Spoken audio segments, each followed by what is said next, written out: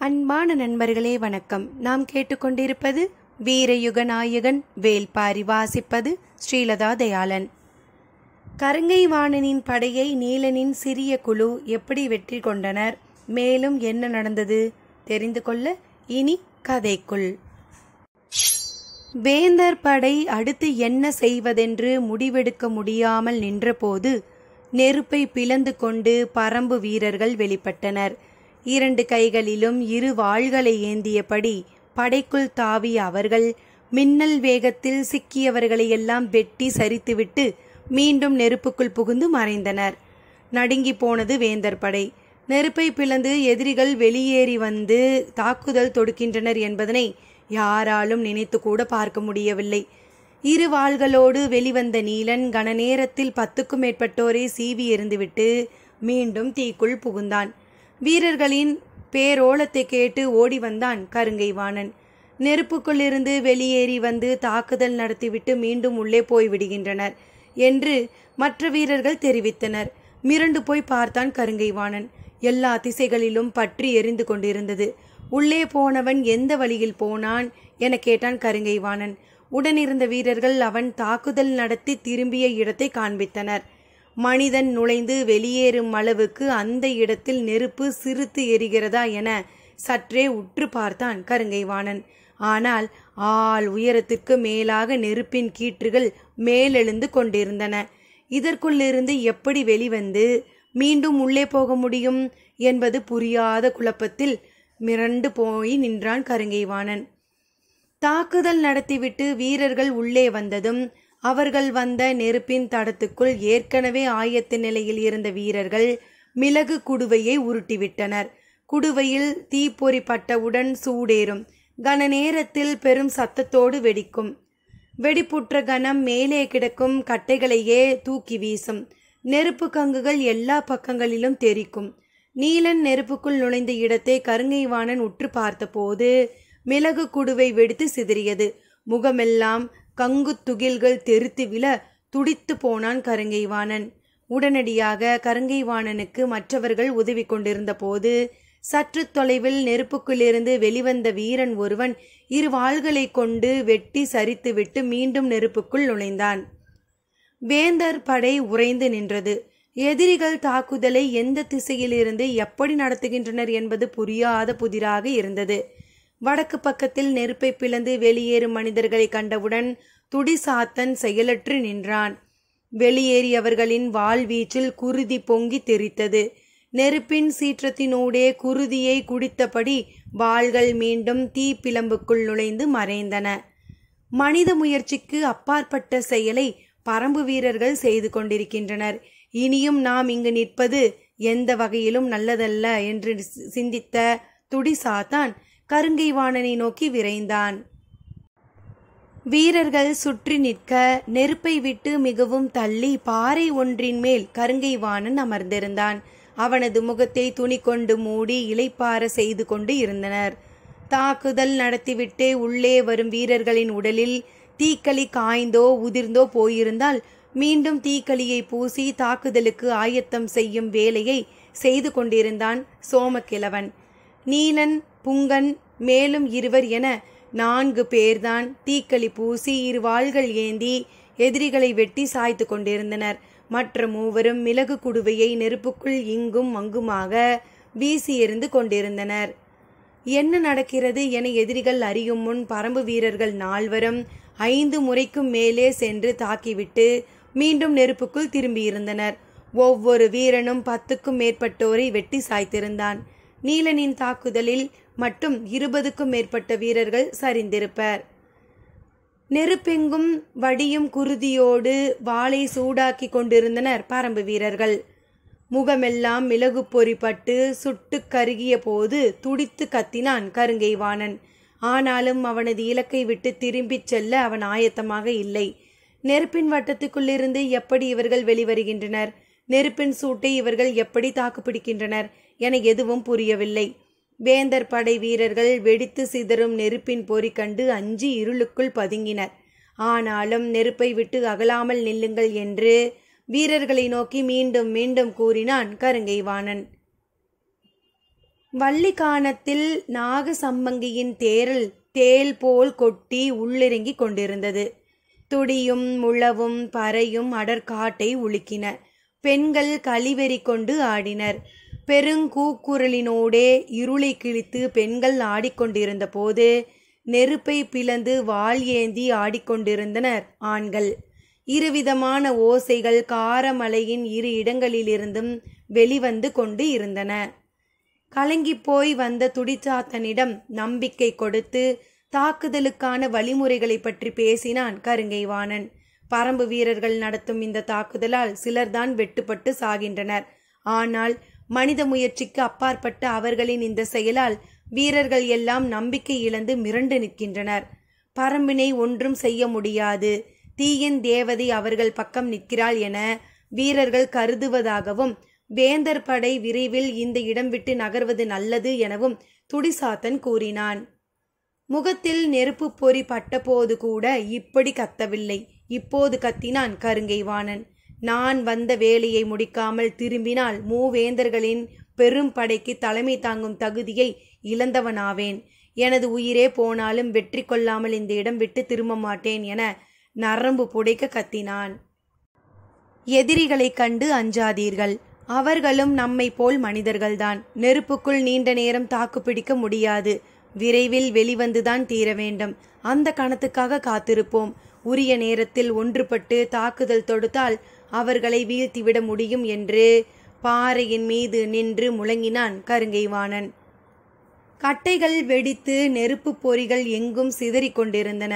வீரர்களே, நெருப்பை விட்டு மிகவும் தள்ளி நில்லுங்கள். அவர்கள் எவ்விடம் வெளியில் வருகிறார்களோ அவ்விடம் அம்பு எய்தி தாக்குங்கள். வாளால் தாக்க முயலாதீர்கள் என்று வடப்புறமாக கத்திவிட்டு தென்புறம் திரும்பினான் கருங்கைவாணன். கண்ணிமைக்கும் நேரத்தில் வெளிவந்து மூவரின் தலைகளை சீவி எறிந்துவிட்டு மீண்டும் நெருப்புக்குள் நுழைந்தான் நீலன். நெருப்பை கிழித்து வெளிவரும் கணத்திலிருந்து இந்த காட்சியை பார்த்தான் கருங்கைவாணன். தீச்சுடரே நீண்டு வந்து தலைகளை சீவி செல்வது போல இருந்தது. நீலனை நன்கு அடையாளம் தெரிந்த இருவரும் எந்த நேரமும் கருங்கைவாணனின் அருகிலேயே இருந்தனர். பெருவட்டத்தில் நிலை கொண்டு எரிந்த நெருப்பிலிருந்து எந்த திசையிலும் வெளியேறி தாக்கிக் கொண்டே இருந்தனர். கருங்கைவாணன் வந்த வட்டம் முழுவதும் சுற்றியபடி வீரர்களிடம் நம்பிக்கை ஊட்டினான். ஆனால் அவன் உருவாக்கும் நம்பிக்கைகள் நெருப்பை பிளக்கும் மனிதர்களால் கன நேரத்தில் எரியூட்டப்பட்டன. ஆனாலும் விடாது முயன்றபடி அங்கும் இங்குமாக ஓடினான் கருங்கைவாணன். நெருப்புக்குள் மூங்கில் கட்டைகள் வெடிப்புற்று தெரித்த போது தெரிக்கும் நெருப்பு கொப்புளங்களுக்குள்ளிருந்து வெளிவந்தான் நீலன். அவன் எதிரில் வாளேந்திய கையை உயர்த்தினான் துடிசாத்தன். நீலனின் வாழ்வீச்சின் வேகம் துடிசாத்தனின் கழுத்தில் குறுக்கிட்டு இறங்கியது. தெரித்த குருதி மண்ணில் விழும் முன் நெருப்பை பிளந்து அந்த பக்கம் அடைந்தான் நீலன். உருண்டு வந்த துடிசாத்தனின் தலை கருங்கைவாணனின் காலில் வந்து முட்டி நின்றது. ஒரு கணம் அப்படியே நின்றான் கருங்கைவாணன். அருகில் இருந்தவன் சொன்னான், தாக்கி சென்றது நீலன் என்று கத்தினான். எந்த திசையிலிருந்தெல்லாம் பரம்பினர் வெளிவருகிறார்களோ அந்த திசையில் எல்லாம் வேந்தர் படையினர் விலகி இருந்து அம்பு எய்தனர். நெருப்பை பிளந்து வெளியேறியவர்களின் உடல்களில் அம்புகள் தேய்க்கத் தொடங்கின. உள்ளிருந்து தாக்குதல் தொடுத்தவர்கள் ஒருவன் பின் ஒருவராக வீழத் தொடங்கினர். ஆனாலும் நீலனின் வேகம் குறையவே இல்லை. நெருப்புக்கு வெளியே இருந்து தாக்குதல் தொடுப்பவர்கள் மிகவும் விலகி நிற்கிறார்கள் என அறிந்து அதற்கு ஏற்ப தாக்குதல் திட்டத்தை மாற்றுங்கள் என நீலன் சொன்னபோது புங்கன் ஈட்டியால் குத்துப்பட்டு நெருப்புக்குள் இருந்து வெளிவர முடியாமல் சாய்ந்தான். எது கண்டும் கலங்கும் நிலையில் நீலன் இல்லை. அவனோடு எஞ்சிய வீரர்கள் இருவர் மட்டுமே. அவர்களுக்கும் தீக்களியை பூசிக்கொண்டிருந்தான் சோமக்கிழவன். நெருப்புக்கு அப்பால் எந்த திசையில் சென்று தாக்கலாம் என நெருப்பின் கீற்றுகளை நீலன் பார்த்து கொண்டிருக்கும் போதுதான் காற்று அதிர கேட்டது காரிக்கொம்பின் ஓசை. ஒரு கணம் மனதுக்குள் மின்னல் வெட்டியதைப் போல மகிழ்ச்சி பூத்தது. இரண்டாம் குன்றுக்கு அப்பால் வரும்போதே வேட்டூர் பழையன் காரிக்கொம்பை ஊத சொல்லிவிட்டான். நாங்கள் அருகில் வந்துவிட்டோம் என்று சொல்வதற்கான ஓசை அது. காரிக்கொம்பின் ஓசை கேட்ட கணம் உற்சாகம் பீரிட வெறி கொண்டபடி நெருப்பை பிளந்து கொண்டு வெளிவந்தான் நீலன். நெருப்பை விட்டு விலகி நின்று இருந்த எதிரிகளின் மீது 3 ஈட்டிகளை எறிந்துவிட்டு மீண்டும் நெருப்புக்குள் நுழைந்தான். அவனது வருகையை எல்லா திசைகளிலும் எதிர்பார்த்திருந்த கருங்கைவாணன் கண்ணெதிரே வந்து திரும்பும் நீலனை பார்த்தவுடன் தனது கை நரம்பே அருந்து கொண்டு போவதைப் போல வீசினான் ஈட்டியை. நெருப்புக்குள் நுழைந்த நீலனின் வலது பின்னங்கால் தொடையில் இறங்கியது ஈட்டி. நெருப்போடு சாய்ந்தான் நீலன். அவனை வெளியே இழுங்கள் என கத்தியபடி அருகில் ஓடி வந்தான் கருங்கைவாணன். இரு குன்றுகளுக்கு அப்பால் இருந்து எரியும் நெருப்பை பார்த்தபடி என்ன நடக்கிறது என புரிந்து கொள்ள முடியாமல் பதற்றத்தோடு குதிரையை விரட்டி வந்தான் வேட்டூர் பழையன். அவனோடு படையணி வீரர்கள் அனைவரும் படு ஆவேசத்தோடு வந்து கொண்டிருந்தனர். காரிக்கொம்பை விடாமல் ஊது என்று சத்தம் போட்டபடி குதிரையை விரட்டினான். 2 குன்றுகளையும் தாண்டி வேட்டுவன் பாறைக்குள் நுழையும் போது கிழக்கின் ஒளிக்கீற்று மெல்ல மேலெழுந்து கொண்டிருந்தது. தீயின் நாக்குகள் இங்கும் அங்குமாக எரிந்து கொண்டிருந்தன. மனிதர்கள் யாரும் உயிருடன் இருப்பது போல தெரியவில்லை. நீலன், புங்கன் என ஒவ்வொரு பெயராக சொல்லி கத்தியபடி எங்கும் ஓடினான் வேட்டூர் பழையன்.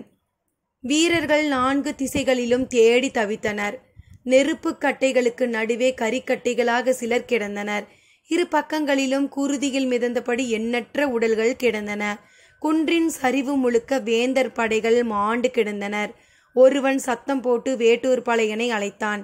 அவன் இருக்கும் இடத்தை நோக்கி ஓடினான் வேட்டூர் பழையன். வீட்டின் மண் சுவர் ஓரம் குற்றுயிராய் கிடந்தான் சோமக்கிழவன். பழையனை பார்த்ததும் கீழ்ப்புறமாக கையை நீட்டி அவர்கள் நீலனை கொண்டு செல்கின்றனர் என்றான். கிழக்கு திசையில் நீலனில் குடில் இருக்கும் முனைக்கு பகுதிக்கு வந்து பதற்றத்தோடு பார்த்தான் வேட்டூர் பழையன். காலை கதிரவன் மேலெழுந்து கொண்டிருந்தான். வேட்டுவன் பாறையின் அடிவாரத்திலிருந்து வேந்தர் படை வீரர்கள் குதிரைகளில் புறப்பட்டனர். முன்னால் போய்க் கொண்டிருந்த தேரில் கிடத்தப்பட்டிருந்த நீலன் பெரும் கயிறுகளால் கட்டப்பட்டிருந்தான். அந்த தேரின் முன்னிலையில் நின்று கொண்டிருந்த கருங்கைவாணன் உடலெல்லாம் குருதி கொட்ட, முகமெல்லாம் மகிழ்வு பூக்க ஆவேச குரல் எழுப்பியபடி தேரை செலுத்தினான். அத்தியாயம் 86. நாகரவண்டினை கொத்திக் கொண்டு வந்துவிட்டேன் என்று சொல்லி மகிழ்வின் உச்சத்தை வெளிப்படுத்தினான் குலசேகர பாண்டியன். யவன தேரலை குடித்து கொண்டே அவர் கூறுவதை மகிழ்ந்து கேட்டனர் செங்கன சோழனும் உதியஞ்சேரலும். குடியில் ஒருவரை ஒருவர் விஞ்சினர். போர் சூழலில் அளவின்றி குடிப்பதை தவிர்க்க வேண்டும் என சொல்வதற்கு தொடர்ந்து முயன்றார் முசுகுந்தர்.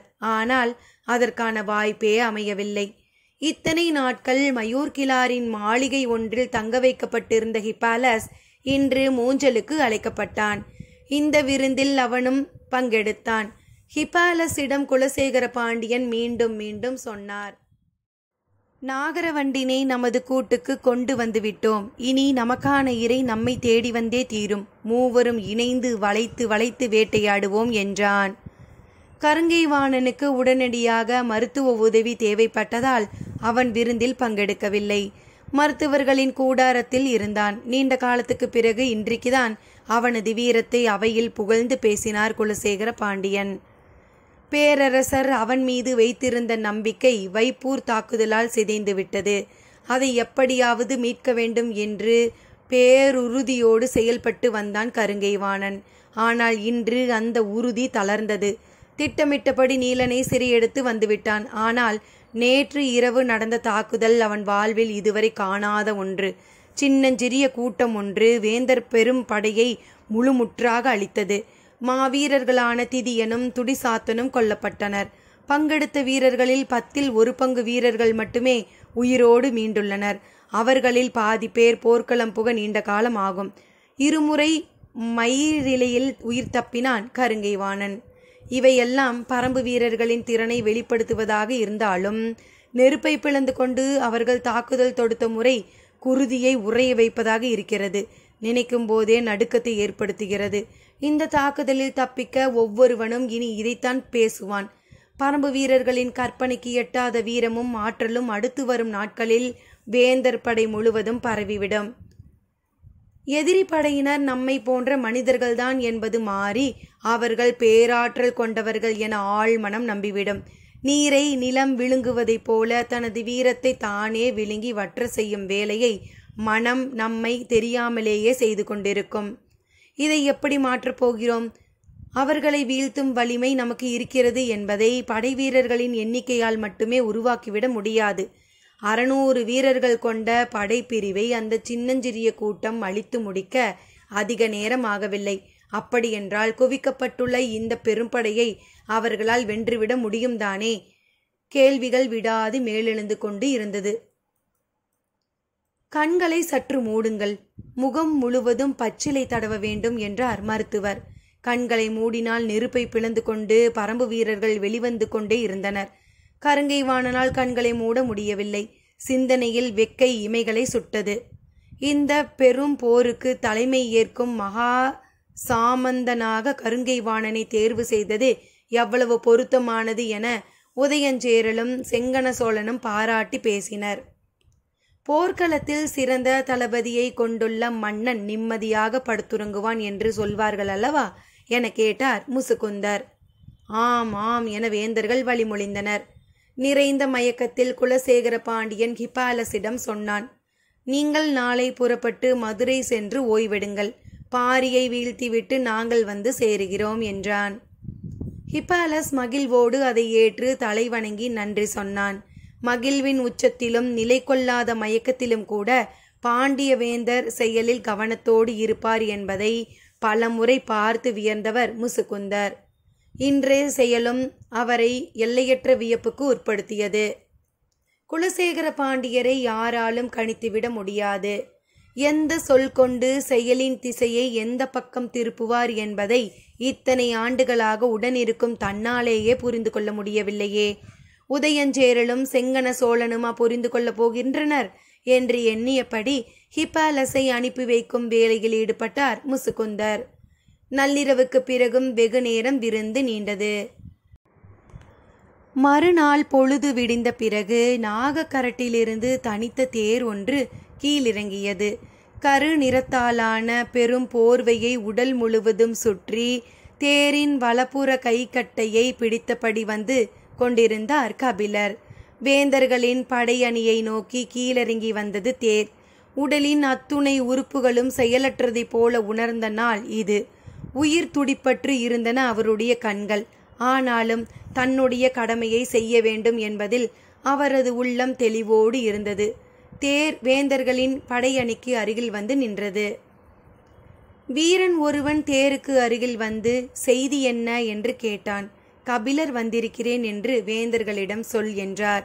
சரி என கூறிய அவன் செய்தியை சொல்ல மூஞ்சலை நோக்கி குதிரையில் விரைந்தான். நள்ளிரவுக்கு பிறகும் விருந்து நீண்டதால் வேந்தர்கள் யாரும் எழுந்திருக்கவில்லை. மூஞ்சலின் வாசலிலேயே அந்த வீரன் நின்றிருந்தான். நெடும் பொழுது கடந்தது. கபிலரின் தேர் அசைவற்று நின்றிருந்தது. அனுமதிக்காக காத்திருக்கும் நீண்ட பொழுதை கபிலர் முதன்முறையாக சந்தித்து கொண்டிருந்தார்.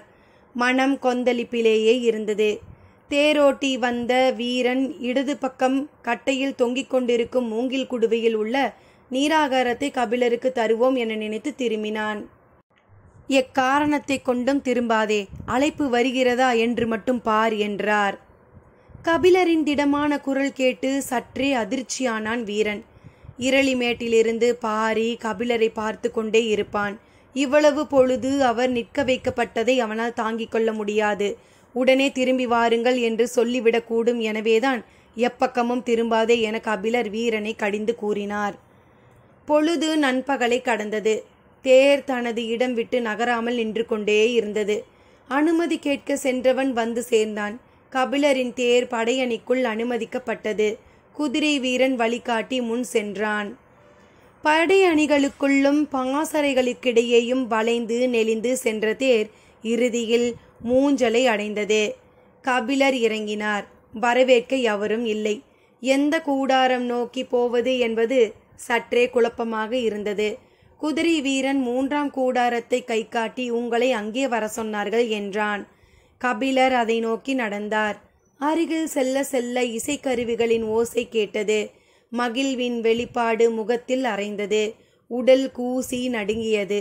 நீண்ட நேரம் நிறுத்தி வைத்ததன் மூலம் ஏற்படுத்திய உணர்வை அருகில் அழைப்பதன் மூலமும் ஏற்படுத்த முடிந்தது. கபிலரின் கால்கள் நகராமல் நின்றன. சற்று நேரத்தில் கூடாரத்திலிருந்து வெளியே வந்த முசுகுந்தர் அவருக்கு வணக்கம் தெரிவித்து உள்ளே அழைத்துச் சென்றார். இசை நிகழ்வு முடிவுற்றதும் கபிலர் உள்நுழைந்தார். வேந்தர்கள் மகிழ்வோடு வீற்றிருந்தனர். பெரும் புலவரை வழக்கத்தை விட பேரோசையை வெளிப்படுத்தி வரவேற்றார் குலசேகர பாண்டியன். வரவேற்க ஆட்கள் இல்லாத போது என்ன உணர்வு ஏற்படுத்த முடிந்ததோ அதே உணர்வை வரவேற்கும் போதும் ஏற்படுத்த முடிந்தது. அவையை வணங்கினார் கபிலர்.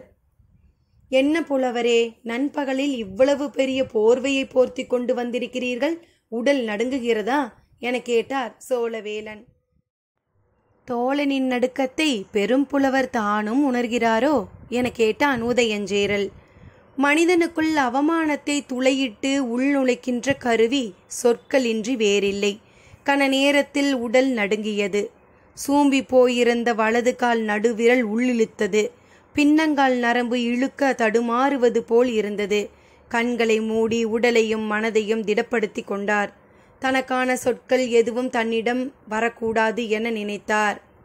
நீலனை பார்க்கும் வரை சொல்லேந்த கூடாது என முடிவோடு இருந்தார். பெரும்புலவர் நம்மை பார்க்க வரவில்லை, நீலனை பார்க்கவே வந்துள்ளார். எனவே முதலில் அவர் நீலனை பார்த்துவிட்டு வரட்டும், பிறகு பேசலாம் என்றார் குலசேகர பாண்டியன். சரி என சொல்லி எழுந்த முசுகுந்தர் கபிலரை அழைத்து கொண்டு வெளியில் வந்தார். மூஞ்சலில் பெரும் பெரும் கூடாரங்கள் போதிய இடைவெளி விட்டு அமைக்கப்பட்டிருந்தன. அந்த கூடாரங்களுக்கு நடுவே சின்னதாய் ஒரு கூடாரம் அமைக்கப்பட்டிருந்தது. முசுகுந்தர் அதை நோக்கி நடந்தார். கபிலரின் கால்கள் முன்னகர தயங்கின. நீலன் எந்த நிலையில் இருக்கப் போகிறான் என்ற கவலை அவரை மேலும் நடக்க முற வைத்தது. முசுகுந்தர் கூடாரத்தின் திரை சீலையை விலக்கியபடி கபிலர் உள்ளே செல்ல கையை நீட்டினார். உள்நுழைந்தார் கபிலர். கூடாரத்தின் நடுவில் கைகள் கட்டப்பட்ட நிலையில் மரத்தூண் ஒன்றில் சாய்ந்து கிடந்தான் நீலன். உடலெங்கும் குருதி வழிந்த கருந்திட்டுக்கள் இருந்தன. இன்னும் சில இடங்களில் செங்கசிவு நிற்காமல் இருந்தது. கால் தொடையில் ஈட்டி இறங்கிய இடத்தில் துணிகளை கொண்டு கட்டியிருந்தான். ஆங்காங்கே தசைகள் பீந்து தொங்க ஈக்கள் மொய்த்து கொண்டிருந்தன. கண்கள் உட்செருகியபடி கிடந்தவன் ஓசை கேட்டு விழித்து பார்க்க முயன்றான். புருவங்கள் தான் மேலேறி கொண்டிருந்தன. இமைகளை திறக்க முடியவில்லை. முயன்று இமை திறந்து பார்த்தான். எதிரில் கபிலர். அவனது தலையை கைகளால் மெல்ல தடவியபடி அருகில் மண்டியிட்டு அமர்ந்தார். விழிகள் ஏறிட்டு கபிலரை பார்த்தன. கலங்கிய கண்களோடு அவனையே பார்த்து கொண்டிருந்தார் கபிலர். அவரின் கண்கள் அவனது காயங்களை தேடி தேடி நகர்ந்தன. எதிரியின் கூடாரத்தில் கட்டுண்டு கிடக்கும் மாவீரனிடம் நம்பிக்கையூட்டும்படி பேச கபிலரால் முடியும். ஆனால் நீலனை பல நேரங்களில் தன் மகனைப் போல உணர்ந்தவர் அவர். அவரது மன உணர்வுகளின் கொதிக்கலான இருந்தது. கண்களின் நீர் பெருகிக் கொண்டே இருந்தது. அவனது காயங்களினூடே கைகள் நகர்ந்தபடி இருந்தன. அவரை நீலனால் முழுமையாக உணர முடிந்தது. மெல்ல அவன் பேசத் தொடங்கினான். உங்களை சந்தித்த முதல் நாள் நான் என்ன சொன்னேன் என்பது நினைவிருக்கிறதா? தனது உடல் நடுக்கத்தை வெளிக்காட்டிக் கொள்ளக்கூடாது என முயன்று கொண்டிருந்த கபிலருக்கு நீலன் எதை கேட்கிறான் என்பது புரியவில்லை. சிந்தித்து பார்த்தார். அவன் கேட்பது நினைவுக்கு புலனாகவில்லை. நீலன் சொன்னான். வேட்டுவன் பாறைக்கு நீங்கள் வந்த அன்று சொன்னேன். வீரனின் வாழ்வு மிக குறுகியது. பரம்பு நாட்டுக்கு நாட்புறமும் எதிரிகள். எப்போது போர் மூலும் என தெரியாது. போர்க்களத்தில் நான் சாயும் போது எனது ஈற்றியை இறுக பற்றி முன்னேற என் மகன் வந்து நிற்க வேண்டும் என்று. கண்களை அகல திறந்தபடி கேட்டுக்கொண்டிருந்தார் கபிலர். நான் எனது வார்த்தையை காப்பாற்றிவிட்டேன். இன்னும் சில நாட்களே ஆனாலும் நான் மரணிப்பதற்குள் மயிலா வீரமகவை ஈன்றெடுப்பாள் என்றான் நீலன். கலங்கியபடி கூறினார் கபிலர். நீ மாவீரன். போரிடும் முன்பே வாகை பூ ஏந்தி வந்த உன்னை மரணம் எப்படி அணுகும்? மயிலாவுக்காக குமரி வாகையை பறித்து போனது நினைவுக்கு வந்தது. ஆதினி இதை சொல்லித்தான் மயிலாவை ஆற்றுப்படுத்தி இருப்பாள் என தோன்றியது. கொற்றவை உனக்கு வெற்றி வாகையை தந்து அனுப்பியுள்ளாள். அதனால் தான் உனது வீரத்தை இன்று பரம்பே பேசுகிறது என்றார் கபிலர். தொடர்ந்து பேச முயன்றான் நீலன். ஆனால் அது அவ்வளவு எளிதாக இல்லை. முயன்று சொன்னான். என்னை விட பெரும் வீரத்தை வெளிப்படுத்தியவர்கள் சோமக்கிழவனும் கொற்றனும் தான். கிழவனும் சிறியவனும் எண்ணிலடங்காத எதிரிகளை அழித்து ஒழித்தார்கள் என்றவன் சற்றே இளைப்பாரி, காலம்பனிடம் மன்னிப்பு கேட்டதாக சொல்லுங்கள். கொற்றனை நான் காக்க தவறிவிட்டேன். சொல்லும்போது உடைந்து கலங்கினான் நீலன். இல்லை, உரிய நேரத்தில் உதவ முடியாததற்காக உன்னிடம் மன்னிப்பு கேட்க சொல்லி பாரி கூறினான். என்ன பேசுகிறார்கள் என அருகில் நின்று கேட்டுக்கொண்டிருந்தார் முசுகுந்தர். நீலனின் மீது மொய்த்து கொண்டிருந்த ஈக்களை விரட்டியபடி தான் போர்த்தியிருந்த போர்வையை எடுத்து உதறாமல் அவன் மீது இருக்கச் சுற்றி போர்த்தினார் கபிலர். அவனது காலிலே குருதி வடிய தொடங்கி கொண்டிருந்தது. மேலாடையின் சிறு பகுதியை கிழித்து எடுத்தார். கபிலர் என்ன செய்கிறார் என முசுகுந்தருக்கு விளங்கவில்லை. கிழித்து எடுத்த அந்த சிறு துணியை கை விரல்களில் சுருட்டியபடியே சொன்னார். வரும் முழுநிலா நாளில் கொற்றவைக்கு குருதியாட்டு விழா. கூத்து திடலில் திரி போட வேண்டுமல்லவா என்றார். நீலன் அவரை உற்று பார்த்தான். பாரிதான் எடுத்து வர சொன்னான் என்று சொல்லியபடியே துணியை சுருட்டி முடித்தார். நீலனுக்கு விளங்கியது. போர் முடிவுற்றவுடன் நடப்பதுதான் குருதியாட்டு விழா. முழு நிலவுக்கு இன்னும் 12 நாட்கள் உள்ளன. அதற்குள் எதிரிகளை வென்று முடிப்பேன் என சொல்லி அனுப்பியுள்ளான். அது மட்டுமன்று, போரிலே தமது குருதி படிந்த ஆடை கொண்டே கொற்றவைக்கு விளக்கேற்ற திரி போடுவர். நீலனின் குருதி படிந்த மேல் துணியை எடுத்து வர சொன்னதற்கு காரணம் குருதியாட்டு விழாவுக்கு நீலன் திரி போட வந்து சேருவான் என்பதே. நீலனிடம் சொல்ல வேண்டிய எல்லா செய்திகளையும் சொல்லி முடித்தார் கபிலர். 12 நாட்களில் எதிரிகளை வென்று உன்னை மீட்பேன் என்று பாரி சொன்னதாக கபிலர் சொன்ன எதுவும் முசுகுந்தருக்கு புரியவில்லை. சரி, புறப்படலாம் என முசுகுந்தரை பார்த்து சொல்லியபடி நீலனிடமிருந்து எழுந்தார் கபிலர். மகிழ்வின் ஒளியேற்றிய முகத்தோடு அவரை பார்த்தான் நீலன். அந்த பார்வை விளங்கி கொள்ள முடியாத ஆழத்தோடு இருந்தது. விடை பெற்று கூடாரத்துக்கு வெளியே வந்தார் கபிலர். சிறிது தொலைவு கடந்ததும் முசுகுந்தர் கேட்டார், அவன் மீது அளவு கண்டு அன்பு கொண்டுள்ளீர்களே? ஆம் என்று தலையை மட்டும் ஆட்டினார் கபிலர். நீங்கள் போர்த்தியிருந்த போர்வை அவனுக்கு ஏன் போர்த்தினீர்கள்? மேலெல்லாம் ஈக்கள் மொய்க்கின்றனவே, அதிலிருந்தாவது அவனை காப்போம் என்றுதான். நீங்கள் நினைத்தால் அவனையே காப்பாற்றலாம். சற்றே நடையின் வேகத்தை குறைத்த கபிலர் முசுகுந்தரை பார்த்தார். மூவேந்தர்களுக்கு உதவுவதாக வாக்களியுங்கள். உங்களின் தேரிலேயே அவனை அனுப்பி வைக்க ஏற்பாடு செய்கிறேன். சிரித்தார் கபிலர். மேகம் எப்படி காற்றுக்கு எதிராக பயணிக்கும்? நீலனின் மீது உங்களுக்கு இருப்பது உண்மையான அன்பென்றால் வீசும் காற்று ஒரு பொருட்டன்று. அன்பின் உண்மை தன்மையை உங்களால் கண்டறிய முடியுமா முசுகுந்தரே? நிச்சயம் முடியும். கபிலரை எத்தனையோ ஆண்டுகளாக அறிந்தவன் நான். எளிய உணர்ச்சிகளுக்கு இடம் கொடுக்காத பேரறிஞர். ஆனால் இன்று அவனோடு பேசும்போது உங்களின் கண்கள் எத்தனை முறை பெருக்கெடுத்தன என்பதனை கவனித்தேன். கபிலர்தானா இவர் என்று உங்களின் மீது எனக்கே ஐயம் வருமளவுக்கு இருந்தது. அவன் மீது நீங்கள் கொண்டுள்ள அன்பு, அவன் உங்களுக்கு எவ்வளவு முக்கியமானவன் என்று புரிந்து கொண்டேன். அதனால் தான் சொல்கிறேன், உங்களால் அவனை காப்பாற்ற முடியும் என்றார். அவனது துன்பங்கள் கண்டு என்னை அறியாமல் கண்ணீர் சிந்தினேன். ஆனால் எனது துன்பத்தை பாரி அறிய நேர்ந்தால் குருதி சிந்துவான். முசுகுந்தர் சற்றே அதிர்ச்சியோடு கபிலரை பார்த்தார். கபிலர் சொன்னார், ஒருவேளை காற்றை எதிர்த்து கூட மேகம் பயணிக்கலாம். ஆனால் வானத்தை விட்டு விலகிச் செல்ல கதிரவனுக்கு வழி ஏதும் இல்லை என்றார். முசுகுந்தர் பேச்சின்றி அமைதியானார். பெரும் புலவரை வசப்படுத்துதல் எளிதன்று என அவனுக்கு தெரியும். ஆனாலும் கண் கலங்கியதை பார்த்து கல்லெறியலாம் என முயன்றார். எதுவும் நடக்கவில்லை. இருவரும் வேந்தர்களின் கூடாரத்திற்குள் நுழைந்தனர். அவருக்கான இருக்கையில் அமரும் வரை கூட காத்திருக்க ஆயத்தமாய் இல்லை. வந்தவுடன் சோழவேலன் கேட்டார், என்ன கபிலரே, இதை எதிர்பார்த்திருக்க மாட்டீரே? இருக்கையில் அமர்ந்து கொண்டே கபிலர் சொன்னார், ஆம், பெருவேந்தர்கள் மூவரும் கோழையின் செயலை செய்வார்கள் என எப்படி எதிர்பார்க்க முடியும்? அதிர்ந்தது அவை. தனக்கான சொற்களை கை கொள்ளத் தொடங்கினார் கபிலர். பாரி என்ன நோக்கத்துக்காக அனுப்பி வைத்தானோ அந்த வேலை முடிந்தது. நீலனுக்கான செய்தி சொல்லப்பட்டு விட்டது. இனி கபிலர் சொல்லை சுழற்ற தடை ஏதும் இல்லை. எது கோழையின் செயல்? திரண்டு நிற்கும் படை கண்டு தோள்கள் புடைக்க களம் காணாமல் காட்டுக்குள் ஒளிந்து கிடப்பது கோழையின் செயலா? அவனது எல்லைக்குள் நுழைந்து தாக்குதல் நடத்தி அவன் தளபதிகளில் ஒருவனை சிறைப்பிடித்து வந்தது கோழையின் செயலா? சீறினான் உதயஞ்சேரல். ஒற்றறிந்து இருள் போர்த்தி பம்மி பதுங்கி நீங்கள் நடத்திய தாக்குதலுக்கு என்ன பெயர் வேண்டுமானாலும் சொல்லிக் கொள்ளுங்கள். ஆனால் அந்த செயலுக்கான குணம் கோழையினுடையது. ஒற்றறிவதோ இருள் போர்த்தி நகர்வதோ பதுங்கி பாய்வதோ போரின் பகுதி என்று நீங்கள் அறியாதவர் அல்லர். பாரியுடனான நட்பு போர் நியதியை மறந்தவராக உங்களை மாற்றியுள்ளது. நியதிகளையும் மரபுகளையும் அறியாதவர்களின் பட்டியலில் என்னை சேர்க்கும் அளவுக்கு போருக்கான மனநிலையில் மூழ்கிவிட்டீர்கள். உங்களின் நோக்கம் அதுவென்றால் உங்களுக்கு உதவ நான் ஒரு வழிமுறை சொல்கிறேன், கேட்கிறீர்களா என்றார் கபிலர். பெரும் புலவரே, உங்களால் எங்களுக்கு உதவ முடியாது.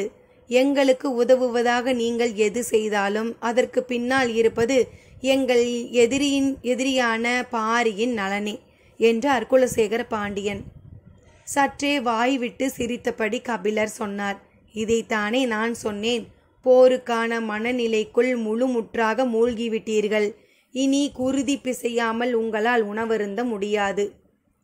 சொற்களின் கூர்மை நுனிமூக்கை குத்தி இழுத்தது. உயர்த்திய குரலோடு உதயஞ்சேரல் கேட்டான், சரி சொல்லுங்கள், எங்களுக்கு உதவ என்ன சொல்ல போகிறீர்கள்? பாரி மலை விட்டு கீழிறங்கி போரிட வேண்டும். அதனால்தானே நீலனை சிறைப்பிடித்து வந்துள்ளீர்கள். அவையில் அமைதி நீடித்தது. கபிலர் தொடர்ந்தார், நீலனை தூக்கி வந்தால் கூட அவன் உடனடியாக போர் தொடுக்க மாட்டான். சற்று காலம் தாழ்த்துவான். உங்களின் அவசரம் கருதி சொல்கிறேன். நீலனை விடுவித்து விடுங்கள். என்னை சிறையில் இடுங்கள். இந்த கணமே போரை தொடங்குவான் பாரி என்றார். கூடாரம் அதிர்வதைப் போல சிரித்தார் குலசேகர பாண்டியன். பெரும் புலவரே, இதைத்தானே நான் முதலிலேயே சொன்னேன். எங்களுக்கு உதவுவதாக நீங்கள் எது செய்தாலும் அதற்கு பின்னால் இருப்பது எங்கள் எதிரியான பாரியின் நலனே. கபிலர் சற்று அதிர்ந்தார். தமிழ் நிலத்தின் பெரும் புலவரை மூவேந்தர்கள் சிறைப்பிடித்தனர் என்ற அவப்பெயர் எங்களுக்கு நேர வேண்டாம்.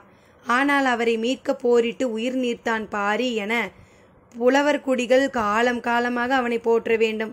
அதுதானே உங்களின் நோக்கம்? கபிலர் சொன்னார். நீங்கள் விரும்பும் போர்க்களத்துக்கு பாரியை உடனடியாக வரவழைக்கும் வழியைத்தான் நான் கூறினேன். அதில் துளியும் மிகையில்லை. ஆனால் இந்த செயலில் என்பால் அவனுக்கு இருக்கும் அன்பு உங்களுக்கு புலப்படவில்லை. அவன் அடைய போகும் புகழ் மட்டுமே உங்களின் கண்களுக்கு தெரிகிறது. இதை பற்றி தான் பேச நினைக்கிறேன். இன்னும் பேச என்ன இருக்கிறது? இருக்கிறது. உங்களது போர் அவன் கொண்டுள்ள பொருளுக்கானதன்று, அவன் பெற்றுள்ள புகழுக்கானது. ஒருவனின் செல்வத்தை கவர்ந்திட நீங்கள் போரிட்டால் அந்த போரில் வெற்றி தோல்வி உண்டு. ஆனால் ஒருவனின் புகழை எதிர்த்து இன்னொருவனால் போரிடவே முடியாது. நீரை பாறை கொண்டு நசுக்க முடியாது. குலசேகர பாண்டியன் உயர்த்திய குரலோடு சொன்னார், இந்த போரில் நாங்கள் வெல்வதை தடுக்க யாராலும் முடியாது. ஆனாலும் போர் தொடங்கும் முன்பே ஒருவரை நாங்கள் இழந்துவிட்டோம். அதுதான் எங்களுக்கு ஆறா துயரை ஏற்படுத்துகிறது. யாரை என கேட்டார் கபிலர். உங்களைத்தான். தமிழ் நிலத்தின் பெரும் புலவர், மூவேந்தர்களின் அவைகளையும் பாட்டால் பொலிவுற செய்த பேரறிஞர். இன்று எங்களின் எதிரியோடு போய் நிற்கிறீர். அவன் உங்களின் தமிழால் எங்களை சீண்டுகிறான். உங்களின் புலமை கொண்டு நம் நட்பை தகர்க்கிறான்.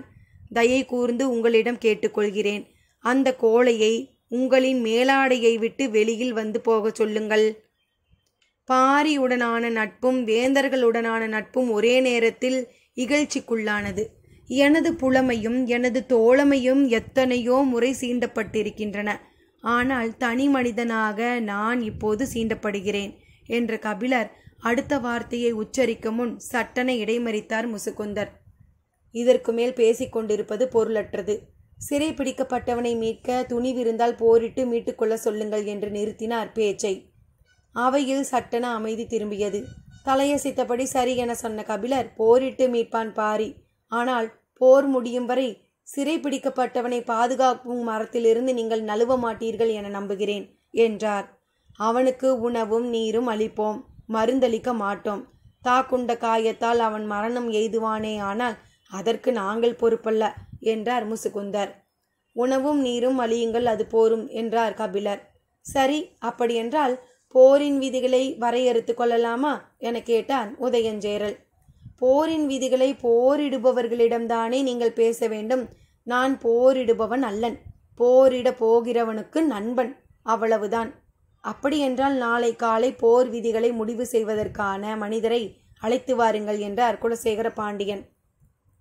சரி என சொல்லி அவை நீங்கினார் கபிலர். அவரை பொறுத்தவரை வந்த வேலை எல்லா வகையிலும் சிறப்பாக முடிந்தது. நீலனுக்கு அவர் போர்த்திய போர்வை பருத்தி நூலால் நெய்யப்பட்டது மட்டுமன்று, பருத்தி நூலோடு சேர்த்து மூலிகை நார்களால் பின்னப்பட்டது. எல்லா வகையான மருத்துவ பொடிகளும் அதன் மீது போர்த்தி மேவப்பட்டு இருந்தது. அதை மேலே போர்த்தியவுடன் குருதி கசிவுகள் எல்லாம் உடனே நிற்கும். காயங்கள் விரைவில் குணமாகும். புத்துணர்ச்சியையும் ஆற்றலும் பிறக்கும். ஒருவேளை அவனுக்கு உணவு கொடுக்கும் உணவில் நஞ்சு இருந்தாலும் நஞ்சு முறிவாகவும் அது செயல்படும். முரியன் ஆசான் கொடுத்தனுப்பிய மருத்துவ ஆடை அது. அதன் கீழ் விளிம்பில் சற்றே பெரிதான சரடு போன்ற ஒன்று உண்டு. அது தரா கொடியும் செவ்வகத்தி வேரும்.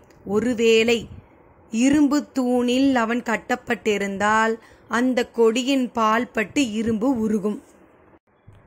அதை போலவே குறுங்காது முயலின் குருதியில் ஊறிய நரம்புகள் போர்வைக்குள் இருக்கின்றன. கையில் கிடைக்கும் சிறு தடியை கொண்டு கூட வில்லை செய்து அது பயன்படும். மருந்து ஆயுதம் ஆகிய அனைத்தும் கொண்டதாக இருந்தது அந்த போர்வை. நீலனுக்கு தேவையான அனைத்தும் அவனுக்கு தரப்பட்டு விட்டன. கபிலர் நிறைவோடு படை நீங்கி வெளிவந்தார். நாகக்கரட்டில் ஏறும்போதே இரவாகிவிட்டது. அவரின் வரவுக்காக 6ஆம் குகையில் பாரி, தேக்கன், முடியன், காளம்பன், கூழையன், வாரிக்கையன், முரியன் ஆசான் ஆகியோர் காத்திருந்தனர். கபிலர் வந்தவுடன் முரியன் ஆசான் எண்ணற்ற கேள்விகளை கேட்டார். நீலனின் ஒவ்வொரு காயத்தை பற்றியும் விளக்கினார் கபிலர். முரியன் ஆசான் சொன்னது போலத்தான் நீலனின் உடல் முழுவதும் விரல்களால் தொட்டு பார்த்தார். எந்தெந்த இடத்திலெல்லாம் நீலன் வலிமிகுதியை உணர்கிறான், எந்தெந்த இடத்திலெல்லாம் உணர்வற்று இருந்தான் என்பதையெல்லாம் துல்லியமாக கேட்டார். அவன் எந்தெந்த வடிவில் கை கால்களை நீட்டி மடக்கி உட்கார்ந்திருக்கிறான் என கேட்டார். வலது கால் தொடையில்தான் ஈட்டி இறங்கிய பெருங்காயம் இருப்பதை சொன்னார் கபிலர். தொடை பகுதியில்தான் போர்வை சுருண்டும் மடங்கியும் அதிக நேரம் குவிந்து கிடக்கும். எனவே ஓரிரு நாட்களில் அது குணமடைந்துவிடும் என்றார் முரியனாசான். முரியனாசானின் வேலை முடியும் வரை மற்றவர்கள் காத்திருந்தனர். அவர் குகை விட்டு வெளியேறியவுடன் வேந்தர்களோடு நடந்த பேச்சுவார்த்தையை பற்றி சொன்னார் கபிலர். அனைவரும் கவனமாக கேட்டனர். போர் விதிகளை பற்றி பேச பொருத்தமானவரை அழைத்து கொண்டு வருகிறேன் என கூறி வந்துள்ளதாக கபிலர் சொன்னார். சிறிது நேர சிந்தனைக்கு பிறகு முடியன் சொன்னான், அப்படியென்றால் நாளை கபிலரோடு தேக்கன் செல்லட்டும். எல்லோரும் சரி என்பது போல தலையசைத்த போது பாரி சொன்னான், தேக்கன் வேண்டாம். சற்றே வியப்போடு பார்த்தனர். கபிலரோடு வாரிக்கையன் செல்லட்டும் என்றான். அத்தியாயம் 87. கருங்கைவாணன் சிகிச்சை பெற்று வந்த மருத்துவ கூடாரத்துக்கு வந்தனர் பொதிய வெப்பனும் முசுகுந்தரும். முகத்திலும் கை கால்களிலும் ஆங்காங்கே நெருப்பு காயங்கள் ஏற்பட்டுள்ளன. ஓரிரு நாட்களில் குணமாகிவிடும் என்றார் மருத்துவர். தீக்காயங்களின் தன்மையை பற்றி மருத்துவர்களிடம் கேட்டுத்தான் பொதிய வெப்பன் அறிந்தான். மழை பெய்யத் தொடங்கியது. நெடுநேரம் வரை மழை நிற்கவில்லை. வேட்டுவன் பாறையில் நடைபெற்ற தாக்குதலை பற்றி கருங்கைவாணனுடன் நீண்ட நேரம் பேசிக்கொண்டிருந்தான் பொதிய வெப்பன். மூவேந்தர்களும் சோழவேலனும் வழக்கம் போல் இரவில் சந்தித்து உரையாடினார்கள். பொதிய வெப்பனும் முசுகுந்தரும் கருங்கைவாணனை பார்க்க போயிருந்ததால் இன்றைய உரையாடலில் அவர்கள் பங்கெடுக்கவில்லை. சோழவேலன் கேட்டார், போர் விதிக்கான பேச்சுவார்த்தையை நடத்த பொருத்தமானவரை இன்றே அழைத்து வாருங்கள் என்று கபிலரிடம் சொல்லியிருக்கலாமே. நாளை அழைத்து வர சொன்னது அவர்களுக்கு நேரம் கொடுத்தாகிவிட்டதே. குலசேகர பாண்டியன் சொன்னார், நாம் திட்டமிட்டு கொள்ள நேரம் தேவைப்படுகிறது. அதனால்தான் நாளை அழைத்து வர சொன்னேன். போருக்கான விதிகள் எல்லோரும் அறிந்ததே. பல 100 போர்க்களங்களில் குருதி கலந்த காற்றை நுகர்ந்தபடி தளபதிகளாலும் அமைச்சர்களாலும் பேசி பேசி உருவாக்கப்பட்ட வார்த்தைகள்தான் அவை. போர் என்பது அழிவின் களம். அங்கு ஒருபோதும் ஒழுங்கை உருவாக்க முடியாது என்பது அனைவரும் அறிந்ததே. ஆனாலும் விதிகளை உருவாக்கி போர் புரியும் மரபு பல தலைமுறைகளாக வளர்த்தெடுக்கப்பட்டு உள்ளது. பெரும்பான்மையான போர்கள் விதிகளின்படிதான் தொடங்குகின்றன. ஆனால் விதிகளின்படி முடிவதில்லை. தமக்கு வெற்றி கிடைக்கும் என்னும் நம்பிக்கை இருக்கும் வரை விதிகளை பின்பற்ற அனைவரும் பழகியுள்ளனர். ஆனால் அந்த நம்பிக்கை தகரும்போது விதிகளுக்கு எந்த முக்கியத்துவமும் இருப்பதில்லை. போர் விதிகள் பொதுவான சில ஒழுங்குகளை முன்வைக்கின்றன. இரு தரப்பினருக்கும் அந்த ஒழுங்குகள் தேவையாக இருப்பதால் ஏற்றுக்கொள்ளப்படுகின்றன. அவற்றைப் போலவே வெற்றியும் இருதரப்புக்கும் தேவையாக இருப்பதால் இருவரும் விதிகளை பற்றி பேசி உடன்பட்டு போரை தொடங்குகின்றனர். ஆனால் போர்க்களத்தில் ஒருவனின் கை வலிமை பெறும்போது இருவருக்கும் விதிகள் முக்கியத்துவமற்று போய்விடுகின்றன. வாளுக்கு வடிவமைக்கப்பட்ட உரை போலத்தான் போருக்கு வடிவமைக்கப்படும் விதிகளும். கலை வேலைப்பாட்டுடன் மிளிர்வது உரைக்கு அழகு. ஆனால் வாளுக்கு அழகு வெட்டி சரிக்க தேவையான கூர்முனை மட்டுமே. எல்லா வாள்களுக்கும் மேற்பூச்சு கொண்ட உரை தேவைப்படுவதை போலத்தான் போருக்கு விதிகள் தேவைப்படுகின்றன. எல்லோரும் ஏற்றுக்கொண்ட போர் விதிகளை உருவாக்கியதில் பெரும் பங்கு வகித்தவை 3 பேரரசுகள்தான். பல காலங்களாக போர்க்களம் நீங்கா இந்த பேரரசுகள்தான் எதிரும் புதிருமான முறையில் எத்தனையோ விதிகளை உருவாக்கின. இன்று பொது புழக்கத்தில் இருக்கும் போர் விதிகளின் பெரும்பான்மையானவை எதிரெதிரே இருக்கையில் அமர்ந்து இந்த பேரரசுகளால் உருவாக்கப்பட்டவைதான். வரலாற்றில் முதன்முறையாக 3 பேரரசுகளும் ஒன்றாய் உட்கார்ந்து பொது எதிரியோடு போர் புரிவதற்கான விதிகளை பற்றி இப்போது பேசுகின்றன. போர் விதிகளை உருவாக்குவதில் நாம் புதிதாய் திட்டமிட என்ன இருக்கிறது என கேட்டான் உதயஞ்சேரல். போர் விதியின் அடிப்படையில் வெற்றி பெற முயல்வதை விட வெற்றி பெறுவதற்கான முறையில் விதிகளை வடிவமைத்துக் கொள்வதே அறிவுடைமை என்றார் குலசேகர பாண்டியன். இந்த போரை விதிகளால் ஒழுங்குபடுத்த முடியாது. ஏனென்றால் எதிரிகளுக்கு என்ன ஆற்றல் இருக்கிறது என்றே நமக்கு தெரியாது. பிறகு எப்படி நாம் பொது விதியை உருவாக்க முடியும் என கேட்டான் கருங்கைவாணன்.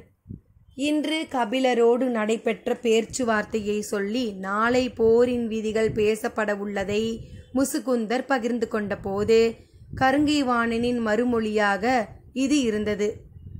கருங்கைவாணனாய் இப்படி பேசுவது என வியப்போடு பார்த்தான் போதியவேற்பன்.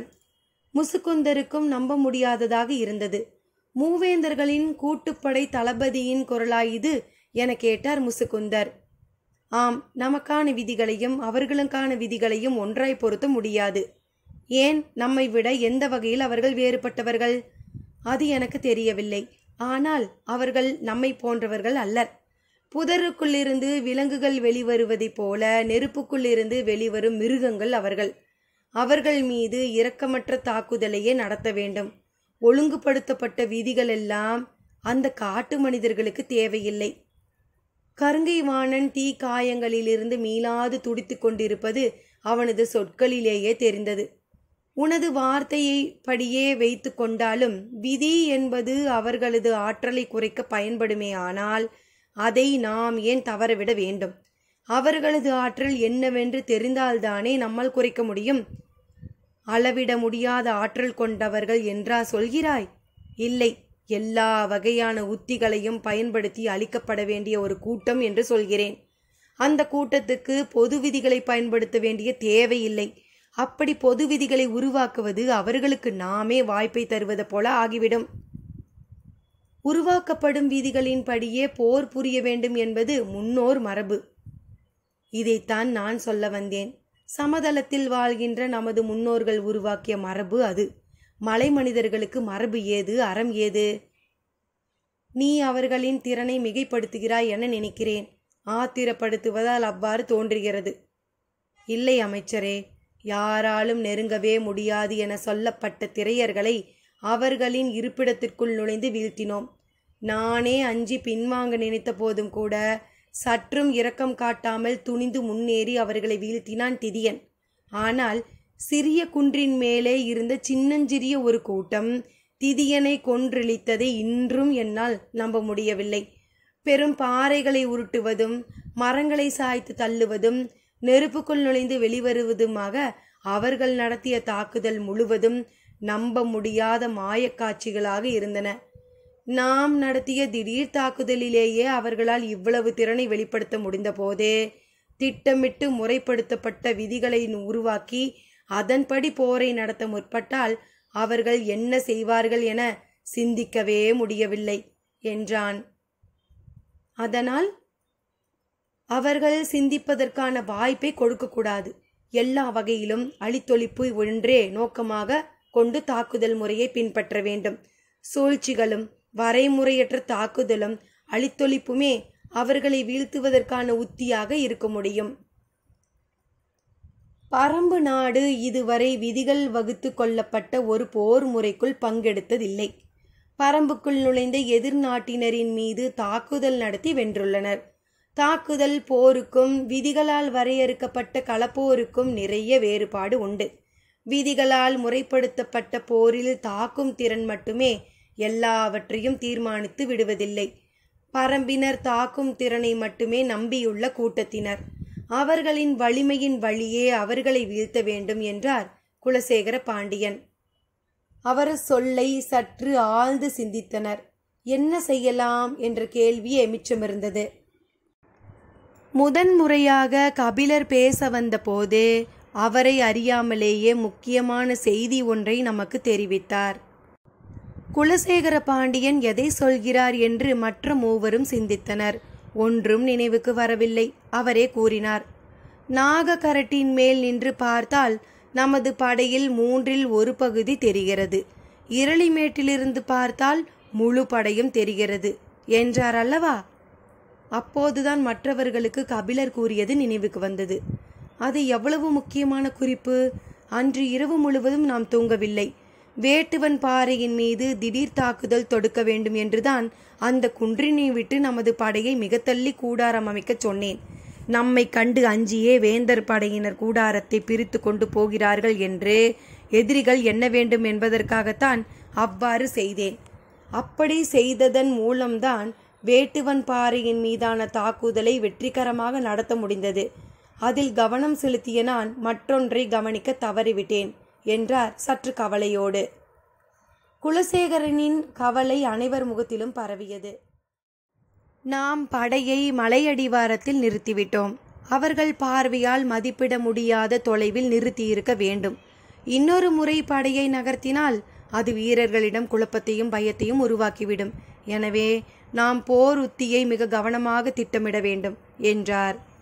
என்ன செய்ய வேண்டும் என நினைக்கிறீர்கள் என கேட்டான் உதயஞ்சேரல். இந்த போருக்கான களம் மலையடிவாரத்தில் அமையக்கூடாது. கிழக்கும் மேற்குமாக நின்று நாம் போரிடக்கூடாது. ஏனென்றால் மேற்கு திசையில் மலை இருக்கிறது. எதிரிகள் படையின் பின்புறம் மலை இருப்பது அவர்களுக்கான வலிமையை கூட்டும். எனவே படையின் அணிவகுப்பு வடக்கு தெற்காக இருக்க வேண்டும். அதே போல அவர்கள் மேலிருந்து பார்த்தால் மதிப்பிட முடியாத தொலைவில் போர்க்களம் அமைய வேண்டும் என்றார். இதை எப்படி நடைமுறைப்படுத்துவது என அனைவரும் தீவிரமாக சிந்திக்க தொடங்கினர். இதில் உள்ள பெரும் சிக்கல் போருக்கான களத்தையும் படைகள் நிற்க வேண்டிய திசையையும் தீர்மானிப்பது தளபதிகளோ அரசர்களோ அல்ல, போரின் விதி பிளராத நிலைமான் கோல் சொல்லிகளே. போர் நிலத்தின் அனைத்து விதிகளையும் எழுதுபவர்கள் நிலைமான் கோல் சொல்லிகள். நாள்தோறும் போர் எப்போது தொடங்க வேண்டும், எப்போது முடிவுற வேண்டும் என்பதை போர்க்களத்தில் நடப்பட்டுள்ள நாளிக்கோளை பார்த்து சொல்பவர்களை கோல் சொல்லிகள் என்று அழைத்தனர். போர்க்களத்தின் ஒவ்வொரு நாளும் கோல் சொல்லியின் குரலிலேதான் தொடங்குகிறது, முடிகிறது. எனவே இருதரப்பும் ஏற்றுக்கொண்ட கோல் சொல்லியானவர் அறம் தவறாத நிலைமானாக இருக்க வேண்டும் என்பதால் அவரை நிலைமான் கோல் சொல்லி என்று அழைக்கும் பழக்கம் உருவானது. அவ்வாறு தேர்வு செய்யப்படும் நிலைமான் கோல் சொல்லிதான் போர் புரிவதற்கான இடத்தையும் போருக்கான காலத்தையும் முடிவு செய்கிறார். குலசேகர பாண்டியன் சொன்னார், எனது கணிப்பின்படி எதிரிகளின் தரப்பில் கோல் சொல்லியாக கபிலரையே கூறுவார்கள். ஆம், அவர்களின் தரப்பில் நாளிக்கோளை பார்க்கும் அறிவு வேறு யாருக்கு இருக்கப் போகிறது என்றார் சோழவேலன். நமது தரப்பில் யாரை அறிவிக்கப் போகிறோம் என கேட்டான் உதயஞ்சேரல். போர்க்களம் அமையும் இடம்தான் இந்த போரின் வெற்றி தோல்வியை முடிவு செய்வதில் முக்கிய பங்காற்றப் போகிறது. எனவே நாம் சொல்லும் இடத்தில் போர்க்களத்தை முடிவு செய்பவராக நிலைமான் கோல் சொல்லி இருக்க வேண்டும். எதிரியின் தரப்பில் கோல் சொல்லியாக கபிலர் வந்தால் அவரும் நாம் சொல்லும் இடத்தை ஏற்றுக்கொள்ள செய்யும் திறன் கொண்டவராக, சூழ்ச்சி தெரிந்தவராக இருக்க வேண்டும் என்றார் குலசேகர பாண்டியன். அவர் சொல்வதை மறுப்பதற்கில்லை. நமது தரப்பில் யாரை நியமிப்பது என்று தீவிரமாக சிந்தித்தனர். கபிலர் நாளிகோளை பார்க்க தெரிந்தவராக இருக்கலாம், ஆனால் போரின் விதிகளை முழுமையாக அறிந்தவர் என்று சொல்லிவிட முடியாது. எனவே பொருத்தமானவரை தேர்வு செய்தால் கபிலரை நமது முடிவுக்கு இணங்க செய்ய முடியும் என்றார் உதயஞ்சேரல். ஆம், அதனால்தான் இந்த பணிக்கு பொருத்தமானவராக பாண்டிய நாட்டு அரண்மனையின் தலைமை கணியன் அந்துவனை கருதுகிறேன் என்றார் குலசேகர பாண்டியன். அவன் பொருத்தமானவனா என்று மற்றவர்கள் சிந்தித்தனர். அந்துவன் கபிலரை விட மிக இளையவனாக இருக்கிறானே, பெரும் புலவரை திசை மாற்றி போர்க்களத்தை நாம் நினைக்கும் இடத்தில் அமைக்கும் ஆற்றல் கொண்டவனா என கேட்டான் செங்கன சோழன். அவன் பெருங்கணியர் திசைவேலருக்கு மாணவன். எனவே அவன் பால் கபிலருக்கு பெரும் மரியாதை உண்டு. அவனது கணிப்பு பல நேரங்களில் ஆசானை போல் உள்ளது என்று என்னிடமே கூறியுள்ளார். அது மட்டுமன்று, கபிலரை கையாள்வதில் அவன் மிக வல்லவன். எனவே நமது திட்டத்தை அச்சு பிசறாமல் நடைமுறைப்படுத்துவான் என்றார். அப்படியென்றால் அவனையே நமது தரப்பின் நிலைமான் கோல் சொல்லியாக அறிவித்து விடலாமா என்றார். சரி என்று ஏற்றுக்கொண்ட குலசேகர பாண்டியன், ஒரு முக்கிய செய்தி. நாளை மட்டுமன்று, எப்போதும் கபிலர் பேச வந்தாலும் அவரை அதிகமாக பேசவிட வேண்டும். கோபப்பட்டு நிறுத்தக்கூடாது. அவராகவே நமக்கு வேண்டிய முக்கிய குறிப்பை கொடுத்துவிட்டு செல்வார் என்றார். மற்றவர்களும் மகிழ்ந்து சிரித்தனர்.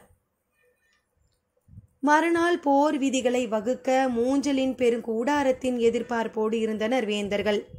கபிலரின் தேர்ப்படை எல்லைக்குள் நுழைந்ததும் மூஞ்சலுக்கு செய்தி வந்தது. உடன் கிழவன் ஒருவனை அழைத்து கொண்டு வருகிறார் கபிலர். சென்ற முறை சிறுவனை அழைத்து வந்தார், இந்த முறை கிழவனை அழைத்து வருகிறார் என்று பேசி சிரித்தனர். சிறிது நேரத்தில் மூஞ்சலுக்குள் நுழைந்தது கபிலரின் தேர். தேரோட்டும் வளவனின் தோள் பற்றி கபிலர் இறங்க, அவரின் தோள் பற்றி வாரிக்கையன் இறங்கினார். ஊன்றுகோலை ஊன்றி கபிலரை பின்தொடர்ந்தார் கிழவர். இருவரையும் வரவேற்று கூடாரத்திற்குள் அழைத்துச் சென்றார் முசுகுந்தர். பெருவேந்தர்கள் வீற்றிருந்த அவையில் இருவரும் வந்து அமர்ந்தனர். கபிலர் மூவேந்தர்களையும் உடன் இருந்த சோழவேலன், பொதிய வெப்பன், முசுகுந்தர் ஆகிய அறுவரையும் பற்றி வாரிக்கையனிடம் தெரிவித்தார். வாரிக்கையனை பற்றி வேந்தர்களிடம் சொல்லும்போது பரம்பு நாட்டு பெருங்கிழவன் என்று கூறினார். பன்னெடுங்காலத்திற்கு முன் பட்டுப்போன மரம் போல இருக்கிறான் கிழவன். கால்கள் கவட்டை விழுந்து நகங்கள் எல்லாம் சூம்பி சுருங்கி கிடக்கின்றன. மேல் தோல் செம்பட்டையோடு திட்டு திட்டாக இருக்கிறது. பார்க்கவே சற்று அருவருப்பூட்டும் இவரை ஏன் அழைத்து வந்துள்ளார் கபிலர் என்று சிரித்தபடி இருந்தனர் அனைவரும். பணியாளர்கள் சுவை நீர் கொண்டு வந்து கொடுத்தனர். வாரிக்கையன், எனக்கு தேவையான எல்லா சுவைகளும் வெற்றிலையில்தான் இருக்கின்றன என சொல்லி இடுப்பின் இடது பக்கத்தில் சுருட்டி வைத்திருந்த வெற்றிலையை எடுத்தார். கபிலர் சுவை நீர் குவளையை வாங்கி குடிக்கத் தொடங்கினார். மற்றவர்களும் சுவை நீர் பருகினர். வலது பக்கம் சுருட்டி வைத்திருந்த சுருக்கு பையை எடுத்தார் வாரிக்கையன். அவர் என்ன செய்கிறார் என்று கண்களை திருப்பி பார்த்தார் கபிலர். பாக்கு கொட்டை ஒன்றை எடுத்து உள்ளங்கையில் வைத்து விரலால் அழுத்தி உடைத்தார். கொட்டை உடையும் ஓசை சடக்கென கேட்டது. வாரிக்கையனுக்கு இடது பக்கம் கபிலரும், வலது பக்கம் சற்று தள்ளி எதிரே உதயஞ்சேரலும் அமர்ந்திருந்தனர். வாரிக்கையனுக்கு நேர் எதிரே குலசேகர பாண்டியன் இருந்தார். அவருக்கு வலதும் இடதுமாக மற்றவர்கள் இருந்தனர். கிழவன் பாக்கு கொட்டையை விரல்களால் அழுத்தி உடைக்கும் ஓசை பக்கத்தில் இருந்த உதயஞ்சேரலுக்கு கேட்டது. தள்ளாடி நடந்து வரும் கிழவன் பாக்கு கொட்டையை விரல்களால் எப்படி அழுத்தி உடைத்தான் என்று வியர்ப்போடு பார்த்தான் அவன். சோழவேலன் சுவை நீரை பருகியபடியே கபிலரிடம் கேட்டார். நேற்று பெரும் மழை பெய்ததல்லவா? இரவு போதுமான உறக்கம் இருந்திருக்காது. நனைந்து ஈரம் கொண்டிருப்பீர்கள். வயதான காலத்தில் உடல் நிலையை பேணுதல் கடினமானது. ஒருவேளை நீங்கள் வர காலந்தாழ்த்துமோ என நினைத்தோம். நான் குகையில் இருந்ததால் மழையில் நினையவில்லை, உறக்கமும் கெடவில்லை என்றார் கபிலர். மலைக்கு குகை இதமான வெப்பத்தோடு இருக்கும்.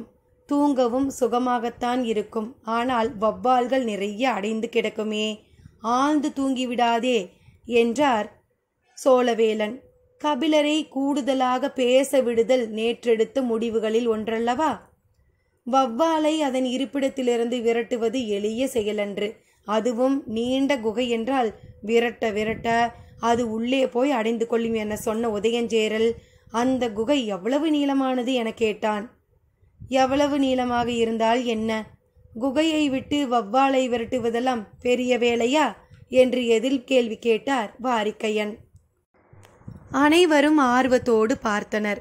தங்களுக்கு தேவையான பேச்சின் மூலம் பெறும் தகவல்தான் கபிலரோடு சேர்ந்து கிழவனும் அதிகம் பேசுபவனாக இருக்கிறான் என்று எண்ணியபடி அவர் சொல்ல போவதை கவனித்தனர். வெற்றிலையை மென்றபடியே வாரிக்கையன் கேட்டான், உங்களுக்கு பனையேறி அணிலை பற்றி தெரியுமா? இனி வாரிக்கையன் கபிலர் கூட்டணியின் பேச்சை சுவையோடு கேட்க சிறிது காத்திருப்போமா? நன்றி நண்பர்களே.